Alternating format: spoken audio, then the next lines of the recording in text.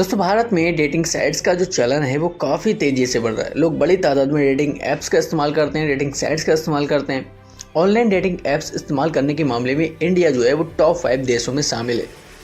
Recently में France की एक एक्स्ट्रा मटेरियल डेटिंग ऐप जिसका नाम ग्लिडन है, उसने बताया कि इंडिया में उसके 20 लाख यूज़र्स हैं। ऐसे में सबसे अहम सवाल ये उठ जाता है, क्या इन डेटिंग ऐप्स को लेकर इंडिया में कोई कानून है या इन्हें कैसे रेगुलेट किया जा रहा है। अगर आपके मन में भी ये सवाल उठ रहा है तो आप भी जानना चाहते होंगे कि आखिर ऑनलाइन डेटिंग ऐप्स को लेकर इंडिया में डेटिंग ऐप्स लीगल हैं या फिर नहीं। तो आज हम आपको ऑनलाइन ऐप और उससे जुड़े कुछ रूल्स के बारे में बताने जा रहे हैं। इंडिया में डेटिंग ऐप्स के रूल्स और रेगुलेशन को लेकर कोई स्पेसिफिक वैसे तो कोई कानून नहीं है, लेकिन एक रिपोर्ट के मुताबिक देश में 3 करोड़ से ज़्यादा लोग डेटिंग ऐप्स का इस्तेमाल करते हैं। इनमें 67% पुरुष हैं और 33% महिलाएं।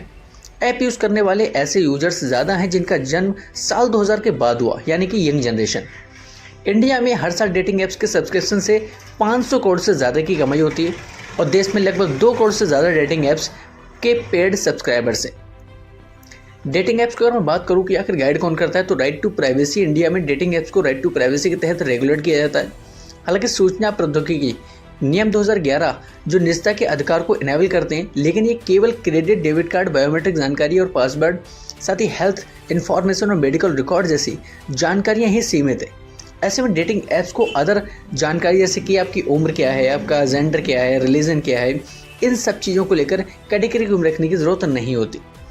ग्लिडन के मुताबिक इंडिया में सितंबर 2022 से ये जो है वो 11% तक आंकड़ा बढ़ा है। कंपनी ने कहा है कि ज़्यादातर कस्टमर्स जो हैं वो टियर 1 के शहरों से आते हैं और जो बाकी कस्टमर्स हैं वो टियर 2 और टियर 3 इन सिटीज़ से आते हैं। कंपनी का दावा है कि ऐप्स इस्तेमाल करने वाले पुरुष और महिलाएं दोनों इंजीनियर्स, बिजनेसमैन, काफ़ी अच्छे अधिकारी और डॉक्टर्स जैसे पेशावर लोग हैं। इतना ही नहीं, इसमें काफ़ी ज़्यादा संख्या में हाउस वाइफ भी शामिल है। उम्र की बात करें तो ज़्यादातर पुरुष 30 से ज़्यादा उम्र के हैं, जबकि महिलाएं 26 से ज़्यादा की उम्र की हैं। कंपनी ने आगे दावा भी ये किया कि ऐप को महिलाओं के लिए एक्स्ट्रा सुरक्षा भी बनाया गया।